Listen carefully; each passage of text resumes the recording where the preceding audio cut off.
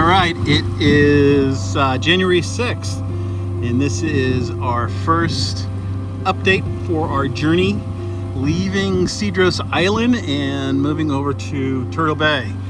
Right now, we are looking at the salt mine at Cedros Island.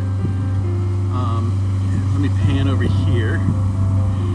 Is that it? No, yep, so that must be it right there. You can't see it very well on video, but that is the barge that will take salt over to the mainland. And as we turn around, I'll go inside. So I'm inside the pilot house. Let's get you all focused in. Alright, so there's an island. Let's get you a real view. Alright, so we're going to go between the mainland, which is there to the left, and the island off to the right. And as we motor through, you can see it's really nice and smooth. Let me focus. And even the sea lions are finding this weather divine. It's sunny, there's some clouds out there. We will have a huge storm coming through today. Actually, it's tomorrow. Tonight into tomorrow. And it's going to be bad for a couple of days. So we'll be stuck in Turtle Bay for a little bit, and we'll give you some updates while we're there.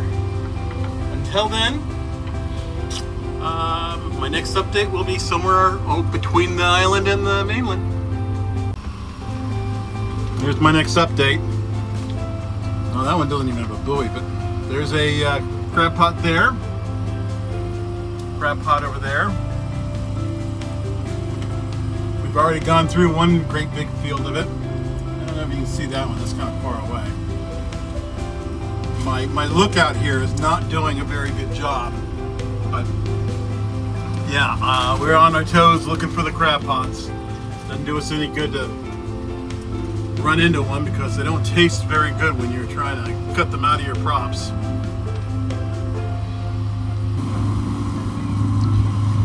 There you go, there's a good look at one. And then just on the other side is another one. You see that?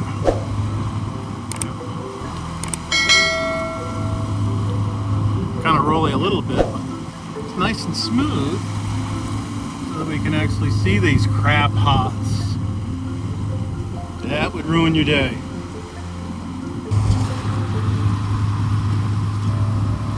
Here's another crab pot. This one was dead ahead. Had to change course in order to miss it. That's pretty damn close.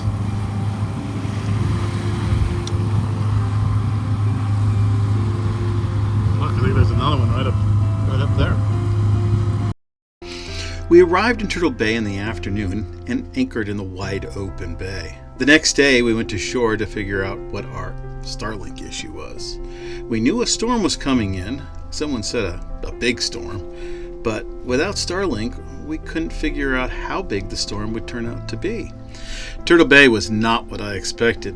It's a main stop for the annual Baja Ha Ha, so I expected an anchorage that would offer something worth stopping for, but we didn't find it. Perhaps we didn't know where to look, but after searching for a store where we could buy Mexican phone data, which we were informed was not sold on the island, we pivoted and found a little restaurant with high-speed internet and ate some lunch. The owner and chef was one hell of a character, and between her broken English and our broken Spanish, we were able to get an idea of how to fix our Starlink. Before the day was done, we were back online.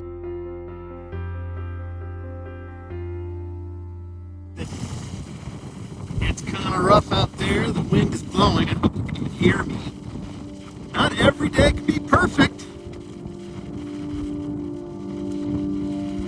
But yeah, it's pretty nice when you can wake up to that beautiful sight. Wow.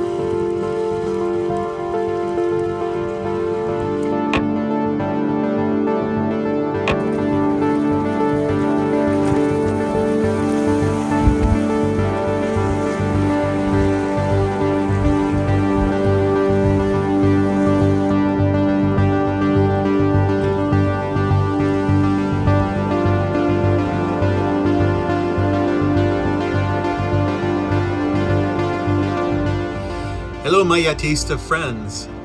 Today is January 11th, and we are located in Turtle Bay, Mexico. Yesterday morning, about 3 o'clock, started a series of events that turned out to create one of the worst days that we have had on the water in our fairly long history of cruising. We entered Turtle Bay without any Starlink. In fact, we came here to get our Starlink back up and running.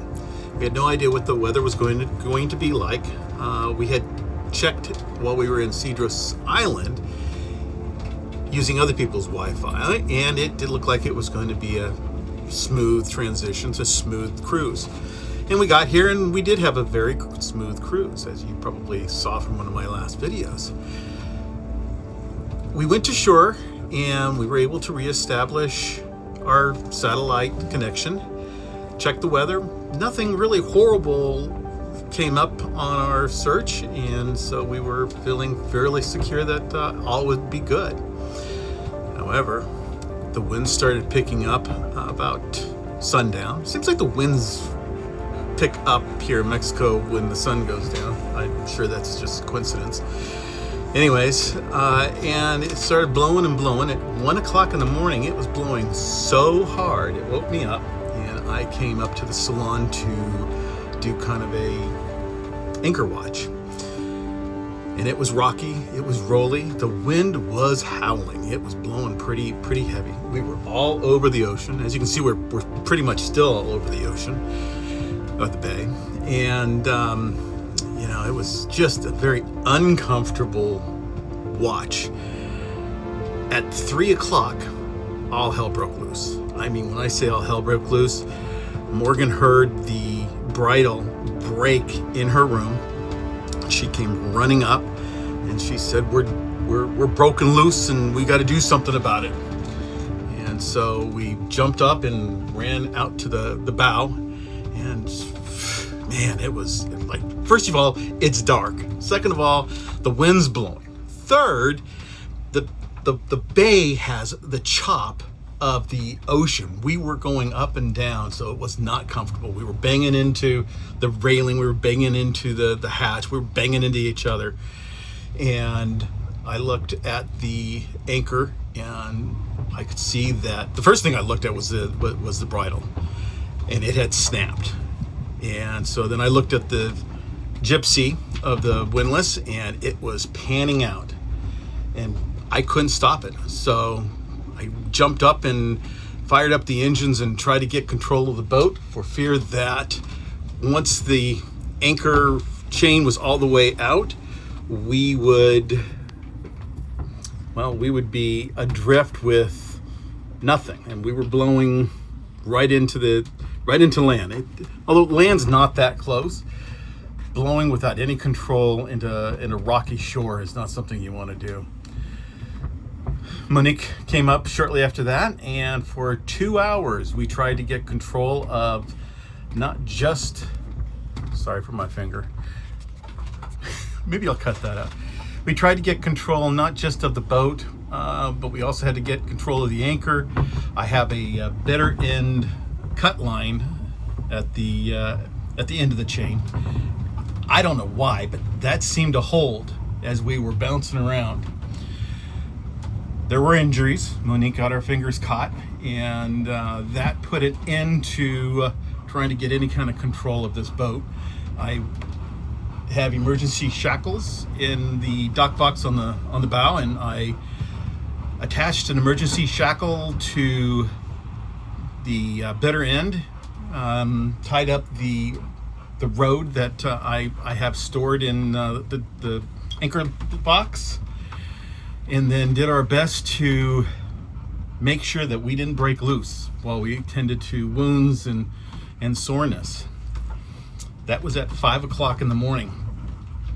Needless to say, it was still blowing, it was still rough, and now I was concerned that the windlass would snap, because it is directly connected to the chain with a bunch of other lines that are protecting the chain.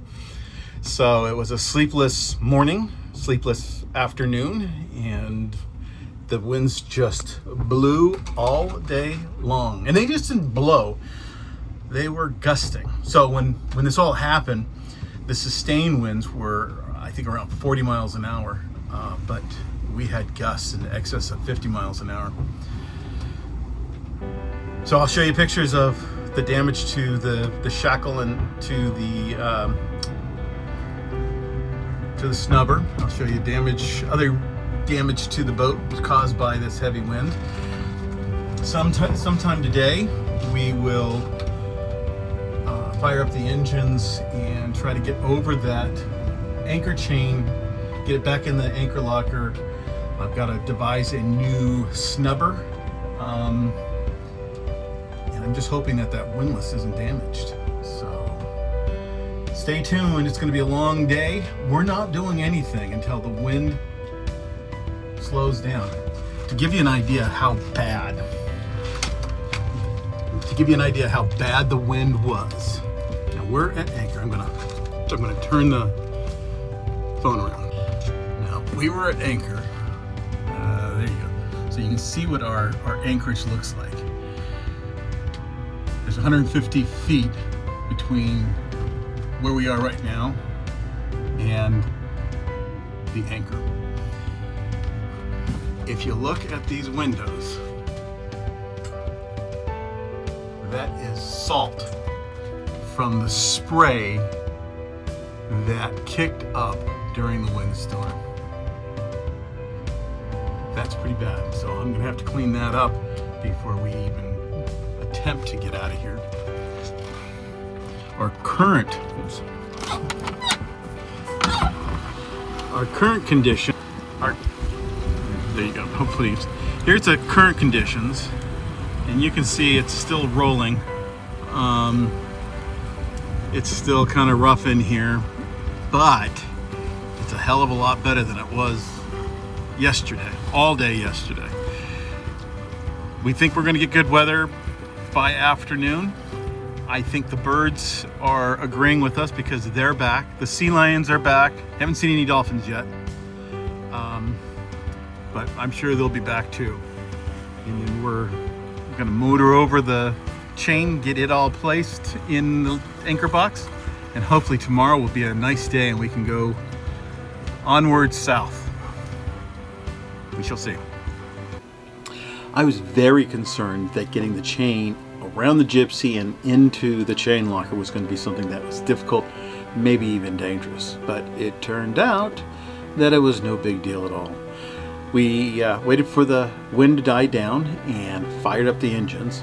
Then Morgan motored the boat over the chain and I just lifted it up and put it into the gypsy and put out the right amount of chain for where we were.